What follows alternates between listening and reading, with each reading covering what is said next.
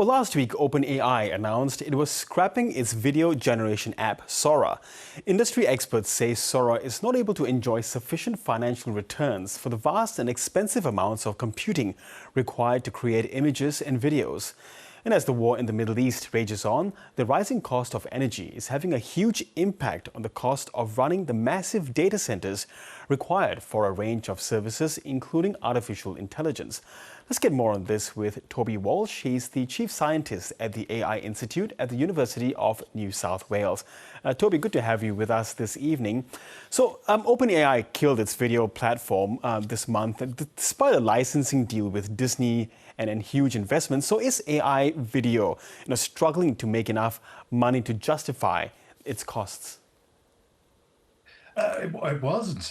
They were spending perhaps $15 million, or losing $15 million a day running the service because people weren't paying enough subscriptions. So OpenAI is focusing much more on corporates who can pay more than consumers. But it also reflects the fact, of course, energy costs impacting us all, impacting the people running data centers. 60% of the cost of running a data center is paying for the electricity that they're using lots of energy to run those data centers. And the cost of energy is going up for them just as it is for us. Yes. So might we see other companies follow suit if they're not finding sort of these positive benefits from the costs in the long run?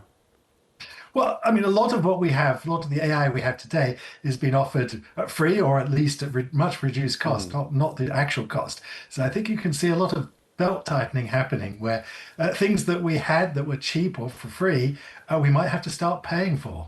Yes. So do, generative AI models that so many people are using, you see it in your social media feeds every few seconds, to generate text and images and videos, consume significantly more energy than sort of traditional computing methods to produce these images? They certainly do. Just generating answering a ChatGPT query uses 10 to 100 times the energy that asking a Google search. And then generating video is, again, orders of magnitude more. That's why they were charging $4 for a 5-second clip.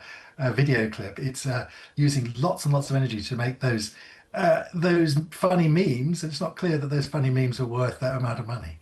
Yeah. So with this, might this force big changes by tech companies, who offer consumers almost these unlimited possibilities in creating images and videos? Would they have to sort of like formulate, I suppose, a subscription service that is more blanket than what it is currently at the moment? Yeah, I think we're going to have to face up to the fact that we might start having to pay a bit more for our AI services, that they lured us in as usual by offering them free to begin with.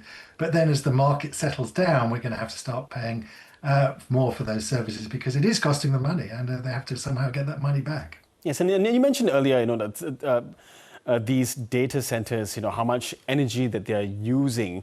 Are tech companies, transparent about that at a time when the world is feeling the pinch from these high energy costs, not least because of the war in the Middle East? Yeah, it would be good if there was a bit more transparency as to what the energy were being used. I mean, it all sits in the bigger picture of the energy transition that we're increasingly electrifying our lives. They're using a lot of renewable energies to run data centers, but equally, maybe that's taking renewables away from where we need them to run our homes and offices and factories.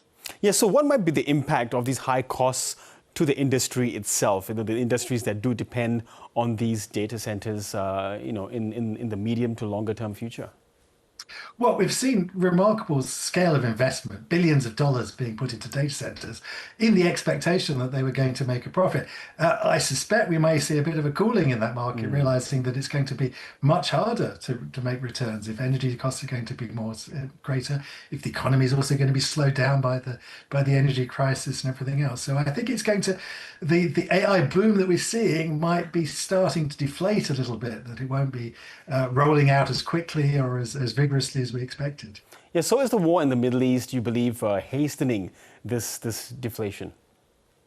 It is. And I mean, the other thing that's really important to work out is not just the energy costs, it's also the fact that three data centers have been attacked, that they're a vital part of the infrastructure, and they're now being used for the very first time as targets of war. So again, that's putting a chill on people's expectations. The Gulf was hoping to be a major AI data center, a major AI center.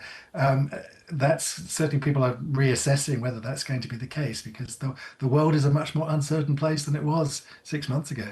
Yeah, I do wonder, there's so much investments that are going into these data centers, and I'm wondering, what sort of investment in general do they have in sort of using renewables to be able to power, their functions there, because you see so many of them in Australia, but many popping up across the Middle East as well. Well, many of the tech companies have made very good promises about their climate credentials, about using renewable energies, also about the water that's used to cool those data centers.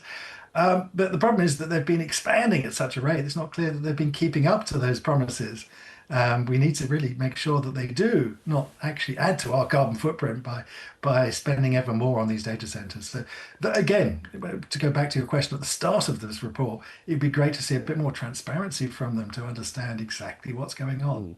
And Toby, just one more question. I mean, one of the commodities that's threatened by the war in the Middle East is helium. That's used to make chips for smartphones, to be used for AI. Why is helium, firstly, such a critical element here, and how vulnerable are all these data center projects, to possible shortages? Well, chip shortages will have a huge, great knock-on effect.